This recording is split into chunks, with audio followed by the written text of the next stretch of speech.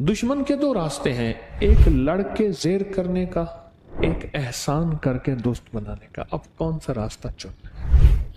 एक लड़के उसको जेर कर ले।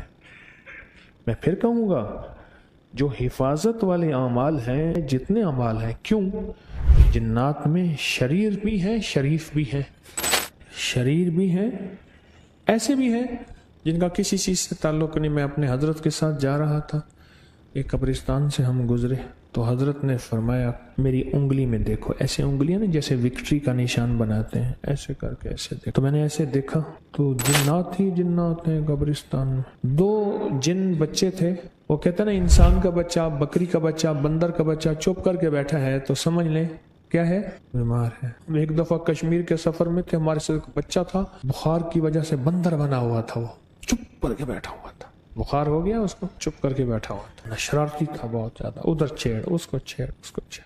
तो उन्होंने कहा इन बाबे को छेड़े, आओ छेड़े। और दूर एक बाबा बैठा हुआ था, पुराना हंडे आया जिन, उसने कहा ख्याल करना, मेरे हजरत की तरफ इशारा करके, मेरी तरफ नहीं उनकी तरफ, कि ये हिजबुल बहर के आमिल हैं। वो जिन जो भागा और भागा। दोनों बच्चे, मेरी गुजारिश ये है एहसान करें, हिफाजत वाले अमाल भी नहीं छोड़ने। हुक्म है, हुक्म मानने में खैर है। एक ये अमल भी है कि उन पे एहसान करें, को हदिया भेजें रोज। यहीं से आज के बाद अपने घर के जिन्नात को हदिया भेजना शुरू कर।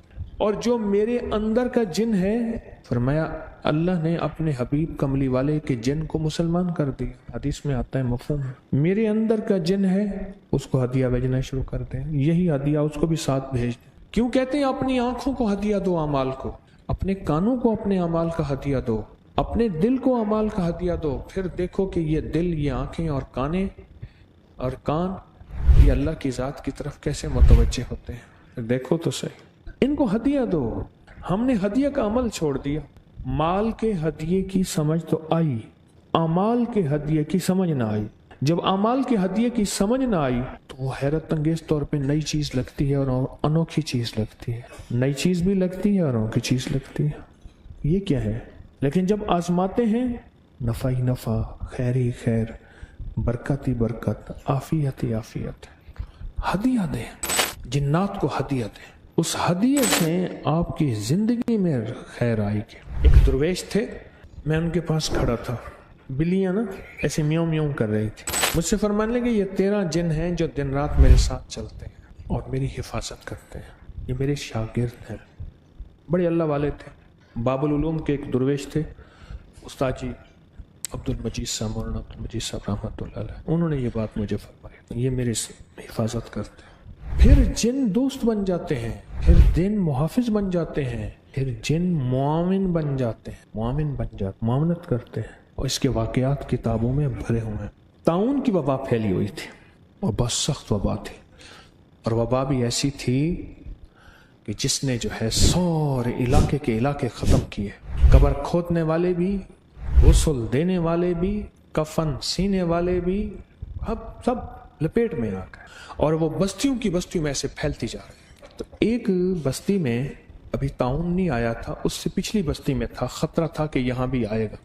तो वहाँ के एक साहब ने बहुत बड़ी खैरात की, लंगर लोगों के लिए, तो या अल्लाह इस बला को टाल दे। तो कुछ लोग आए, बहुत लोग खाने पीने के लिए आए। 2 बंदे ऐसे थे जो तकाजा कर रहे थे, हमें जल्दी दें, हम बस जल्दी खाएंगे और जाएंगे। कहने लगे आप ठहर जाएं, अभी दस्तरखान बिछने वाला है, तो इंशाल्लाह आप खाएंगे, सारे खाएं। कह रहे नहीं हम ठीक है, मेरा जा रहे हैं, हम फिर जा रहे हैं।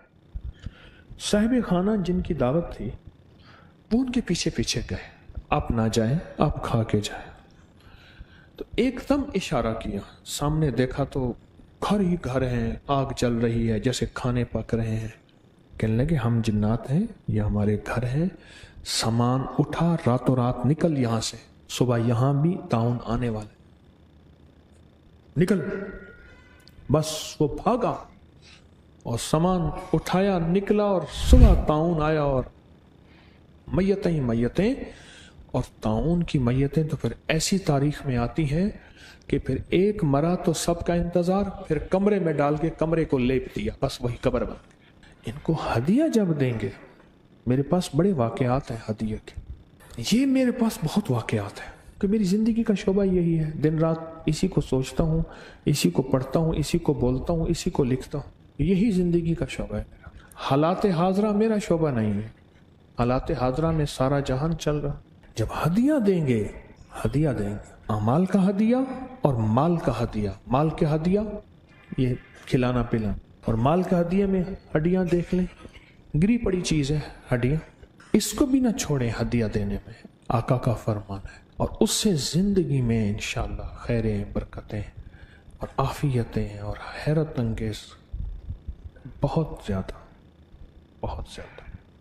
آپ کر کے دیکھیں۔ ہڈیوں کا جب سے میں نے لنگر بتانا شروع کیا ہے، ہڈیوں کا لنگر جب سے بتانا شروع کیا ہے، میرے پاس اتنے نتائج ہیں آپ گمان نہیں کر سکتے۔ جب سے میں نے ہڈیوں کا لنگر بتانا شروع کیا ہے، بہت لوگوں کو بتایا، عام بتایا، اور جس کی وجہ سے لوگوں کو بہت خیر ملی، بہت برکت ملی، اور بہت مسائل حل ہوئے، اور ان کے گھر کے جادو جنات کے مسائل حل ہوئے۔ آپ میں سے کسی نے ہڈیوں کا لنگر ڈالا؟ جب سے تسبیح خانے سے سنا، ہڈیوں کو صاف جگہ پہ ڈالا، اچھا عمل ہے۔ ابھی ایک چھوٹا سا لنگر شروع کیا ہے، کیا ہڈیاں جو پھینکتے تھے وہی پھینکی ہیں، لیکن احتیاط سے اٹھا کے ایک طرف رکھتے۔ آپ خود سوچ لیں کہ اگر اس لنگر کو عزت دیں گے، اس لنگر کو وقار دیں گے، اور اس لنگر کو شان و شوکت دیں گے، تو پھر سوچیں کہ لنگر کی کیا برکتیں شروع ہوں گی۔ جو گھر میں ہڈیاں گوشت کی کھاؤ، ایک کونے میں رکھ دو۔ میرے آقا کا فرمان ہے کہ اللہ پاک جنات کے لیے حدیث میں آتا ہے، ان پہ غذا لگاتے ہیں اور ان پہ اللہ جنات کو غذا دیتے ہیں۔ ہمیں نظر نہیں آتا، ہمارے سامنے تو بلیاں کھاتی ہیں، کتے کھاتے ہیں، چیل کبے کھاتے ہیں، ہماری آنکھیں تو نہیں دیکھتے۔ تو یہ ان کو ہدیہ دے دیں کہ اور صاف جگہ پہ رکھیں۔ ہڈیاں جو بھی کھائیں، گوشت جس کا مرغی کا ہے یا جو بھی ہے، چھوٹے بڑے جانور، ان کو ہدیہ دیں۔ چھوٹے چھوٹے عمل ہیں، اپنی زندگی میں شامل کرتے جائیں، اور یہ چھوٹے چھوٹے عمل بڑی بڑی مصیبتوں تکلیفوں سے بچاتے ہیں۔ گاڑی جتنی مہنگی ہو، ہوا بالکل سستی ہوتی ہے، پمپ کی ہوا 10-20 روپے کی ہوتی ہے۔ اگر 10-20 روپے کی اس ہوا کو بندہ اہمیت ہی نہ دے کرے، کیا ہوتا ہے، اس سے کیا ہوتا ہے، پھر کیا ہوگا؟ ان چھوٹی چیزوں کو اہمیت دیں، ان چھوٹی چیزوں کو ادب دیں، ان چھوٹی چیزوں کو احترام دیں۔ اسی سے زندگی میں بڑی بڑی آفتیں بھی ٹلتی ہیں، عافیتیں بھی آتی ہیں، رحمتیں بھی آتی ہیں۔